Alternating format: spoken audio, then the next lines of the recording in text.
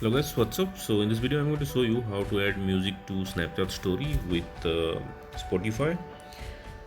So let's open Spotify first and let's search for a music. You can use any music you want, but I'll search for a royalty free song. A Himatsu. Okay, so this guy is having some royalty free song, so I'll be playing Adventures. I'm keeping the volume low so I can speak. Okay, so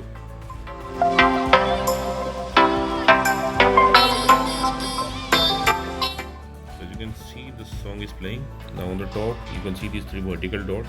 Tap there. Now you can see share. Tap there. Now here you can see Snapchat on the top. Tap there. So it will open in Snapchat. So here you can add some sticker if you want. You can add some text if you want, or you can write if you want to write something. So once you are done with your editing, you can send it to your stories. So that's it guys. Likewise you can add music to your Snapchat story from Spotify. So thanks for watching the video guys. See you in the next video.